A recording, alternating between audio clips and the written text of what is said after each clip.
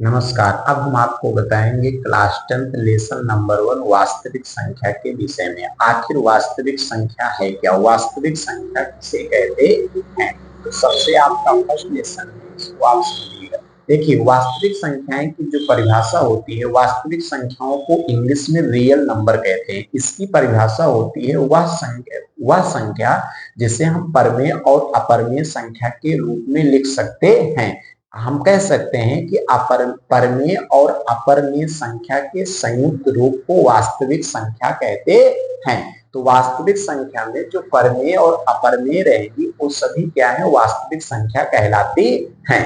अब इसमें हम जानेंगे कि वास्तविक संख्या को इंग्लिश में हम क्या कहते हैं, रियल नंबर। इसको आप ऐसे लिख दीजिए, रियल नंबर। अब इसके बाद हम आपको इसमें बताएंगे सबसे पहला भाज्य संख्या। क्या बताएंगे, भाज्य संख्या। क्लियर। फिर उसके बाद सेकंड हम आपको बताएंगे अभाज्य संख्या। अभाज्य संख्या। क्लियर। हाँ, अब इसमें देखिए जो भाज्य संख्याएं होती है इसकी जो परिभाषा होगी क्या होगी। भाज्य संख्याएं जो होती है ऐसी संख्या जो एक तथा एक अन्य दूसरी संख्या से कटे, उसी को हम क्या कहते हैं, भाज्य संख्या। जैसे अगर हम कहें, जैसे आपका 2 हुआ, 4 हुआ ना, और ऐसे आपका ना, ऐसे आपकी संख्या होती जाएंगी। जैसे आपका 4 भी हुआ ना। और अभाज्य संख्या क्या होती है, अभाज्य संख्या में आता है ऐसी संख्याएं जो एक तथा स्वयं से कटे, उसी को हम क्या कहेंगे, अभाज्य संख्याएं कहते हैं। तो अभाज्य संख्या में जैसे मतलब 1 है ना, 1 है, 3 है, 5 है, 7 है ना। और 1 से लेकर 100 तक के बीच में कितने अभाज्य संख्या होती हैं, आप सब कमेंट कीजिएगा ना, कितनी अभाज्य संख्या होती है ना। क्लियर। तो हम आपको बताएं। अब इसमें ध्यान दीजिए कि जो अब इसमें परिभाषा, ये हमारा परमेय संख्याएं किसे कहते हैं ये भी समझ लीजिए। जो हमारी परमेय संख्याएं होती हैं वह P/Q के रूप में व्यक्त की जाती हैं। P/Q के रूप में व्यक्त की जाने वाली जो संख्या होती है उसी को हम क्या कहते हैं, परमेय संख्या। परिभाषा आप कह सकते हैं वह संख्या जिसे हम P/Q के रूप में व्यक्त कर सकते हैं उसे परमेय संख्या कहते हैं। वह संख्या जिसे हम P/Q के रूप में व्यक्त नहीं करते हैं उसे क्या कहते हैं, अपरमेय संख्या कहते हैं। लेकिन जब इसमें आप, जैसे आपका परमेय संख्या, इसको आप बढ़िया से समझिएगा, परमेय संख्या। परमेय संख्या में जो है इसको हम इंग्लिश में क्या कहते हैं, रेशनल नंबर ना। परमेय संख्या को क्या कहते हैं, रेशनल नंबर।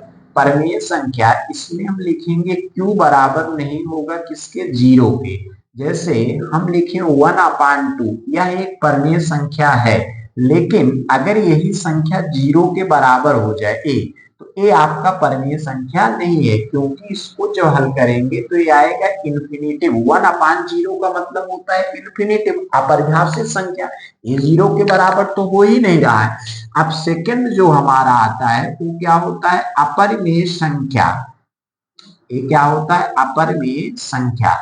ये भी, इसमें भी यही रूल है कि ये 0 के बराबर ये भी नहीं होना चाहिए। लेकिन अंतर क्या है, अपरिमेय संख्या मतलब जैसे आपका √3 है, ये आपका √5 है, अंडर रूट क्या है, 15 है, पाई भी है, अभी आप ध्यान देना। और इसमें आपका क्या है, √4 है ना, आपका 3 है, ये सब 3 है, 4 है आपका ना। तो ये सब किसमें आ जाए, जो संख्या बाहर 3 है हो गया, √, इसका वर्गमूल 2 हो जाएगा ना। तो आप 22/7 ये भी आपका परमेय संख्या है ना। तो ये आपका क्या है, ये सब अपरमेय संख्याएं हैं। क्लियर। तो वह संख्या, आप इसको इस तरह भी कह सकते हैं, वर्गमूल के अंदर जो भी संख्याएं होती हैं यदि उनका वर्गमूल नहीं होता है तो वह भी अपरमेय संख्या में ही आती है। और जो परमेय संख्या होता है, यदि हम किसी भी संख्या में, अगर किसी भी संख्या से हम भाग देते हैं और वह पूर्णतः विभाजित हो जाता है तो इसलिए उसको हम शांत दशमलव भी कह सकते हैं। दशमलव के बाद पूर्णतः विभाजित हो जाए और वह संख्या परमेय संख्या भी होगी और उस संख्या की पुनरावृत्ति हो रही है। जैसे हमने 22 में 7 से जब भाग करोगे तो यह संख्या की पुनरावृत्ति हो रही है, मतलब बार बार वही संख्या रहे, तो इसको भी हम क्या कहेंगे, परमेय संख्या कहेंगे। लेकिन अब अपरमेय संख्या में क्या होता है, जब हम किसी संख्या को किसी संख्या में जब हम भाग देते हैं तो उन संख्याओं की पुनरावृत्ति न होकर कोई एक के बाद एक दूसरी संख्या आते हुए चली जाते हैं, तो उसी को हम क्या कहते हैं, अपरमेय संख्या, मतलब उसकी पुनरावृत्ति नहीं होती है। क्लियर। तो ये आपका है परमेय संख्या, फिर उसके बाद भाज्य संख्या, अभाज्य संख्या, परमेय संख्या और अपरमेय संख्या।